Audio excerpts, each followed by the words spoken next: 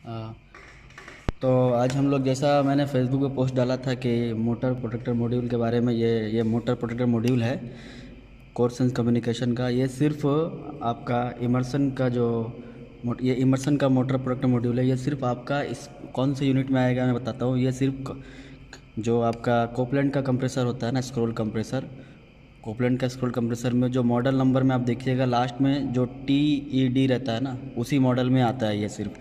और ये inbuilt company की तरफ से आता है। जो कंप्रेसर आप नया जो आता है, इंस्टॉलेशन आता है, यूनिट के साथ में आता है, उसके साथ में ये आता है इनबिल्ट। तो इसके बारे में हम लोग डिटेल्स जानेंगे, इसका पूरा क्या फंक्शन है और किस तरह से ये काम करता है। इसका 2 मॉड्यूल है, इसका 2 मॉडल है। एक 120 आप यहाँ देख सकते हैं जूम करके, ये 150 से लेके 230 वोल्ट तक काम करेगा। और 50 हर्ट्स रहा तो 230, 115 से 230 50 हर्ट्स, और 120 से 240 60 हर्ट्स। तो ये इसका सप्लाई वोल्टेज है। और सप्लाई वोल्टेज जिसको देने के लिए, तो इसका 2 मॉडल, एक मॉडल 24 वोल्ट का भी आता है, पर ये हमारे पास जो है ये 220 का है। तो इसमें देखेंगे ये वायर किस चीज़ के लिए यूज़ होता है, ये इसका क्या फंक्शन है, इसका क्या फंक्शन है। तो चलिए हम लोग देखते हैं वीडियो शुरू करते हैं।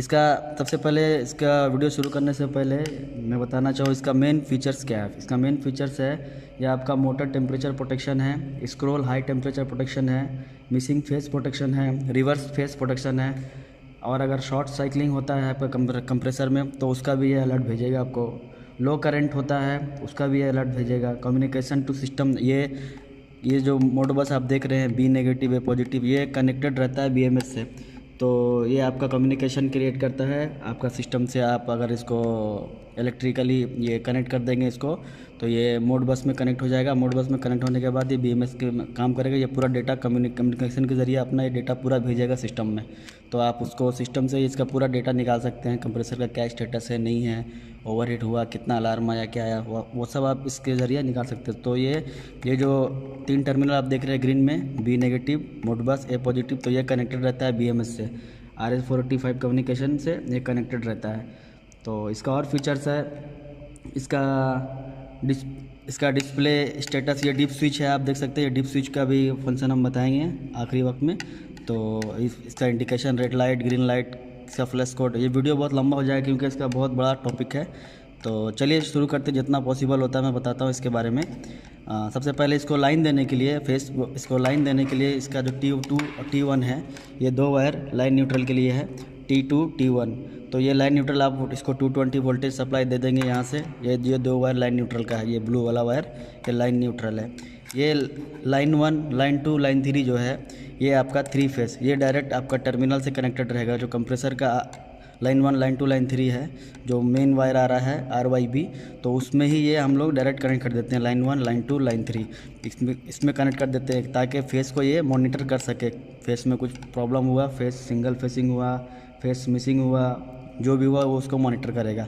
बाकी टेम्परेचर को मॉनिटर करने के लिए, जो कंप्रेसर का वाइंडिंग को मॉनिटर करने के लिए, उसका डिस्चार्ज स्क्रॉल को मॉनिटर करने के लिए ये थर्मिस्टर का वायर है।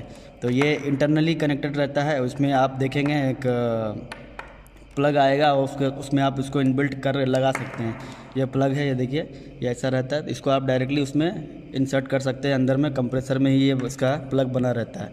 तो इसमें जो रेड वाला वायर है ये आपका पॉजिटिव है, ये पॉजिटिव टेम्परेचर कोफिशिएंट इसको बोलते हैं, PTC का वायर है। ये ब्लू वाला वायर कॉमन वायर है, ब्लू वाला वायर जो है ये कॉमन वायर है।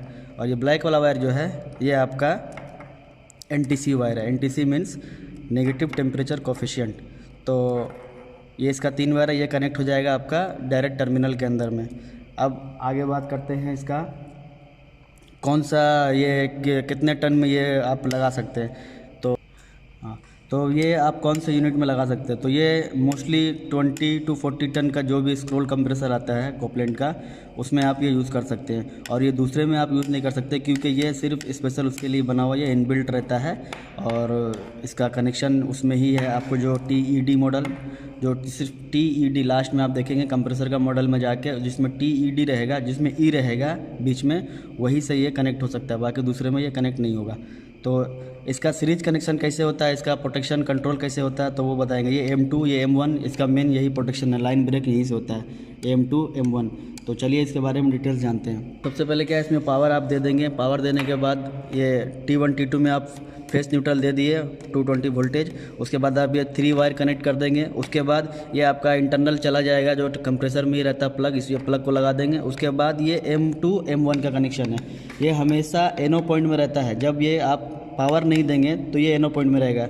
जैसे इसमें पावर आप दिए 220 वोल्टेज सप्लाई गया तो ये NC हो गया, तो ये हमेशा NC रहेगा। जैसे ही पावर सप्लाई इसको मिलता है ये NC हो जाता है। ऐसे आप अगर चेक करेंगे बाहर निकाल के प्लग से तो ये हमेशा NO में दिखाएगा, लेकिन जैसे इसको पावर दिया जाता है तो ये NC में हो जाता है। नॉर्मली क्लोज पॉइंट में रहता है ये। ओके, तो इसको ये M2 M1 क्या है, M2 M1 आपका सीरीज़ कनेक्शन में आपका वायर जो भी कंट्रोल का वायर है, चाहे 24 वोल्टेज हो या 220 हो, कुछ भी हो, तो ये सीरीज़ कनेक्शन में आता है। तो वो हो सकता है HP से आए वायर वो सीरीज में रहे, तो हो सकता है वो ओवरलोड से आए, तो जो भी वायर आएगा वो M2 में आएगा और M1 से निकल जाएगा। मतलब ये सीरीज कनेक्शन है। अगर इसमें आपका मॉड्यूल ने कुछ भी डिटेक्ट किया, मान लीजिए फेस सीक्वेंस अगर कुछ डिटेक्ट किया, हाई वोल्टेज डिटेक्ट किया, लो किया, जो भी मैंने बताया, इसका जो स्क्रोल टेम्परेचर हाई है, रिवर्स फेस है, शॉर्ट साइकिलिंग, जो भी ये डिटेक्ट करेगा तो क्या होगा, यहाँ से ये लाइन ब्रेक करेगा तो आपका कंट्रोल ऑफ हो जाएगा और आपका यूनिट बंद हो जाएगा।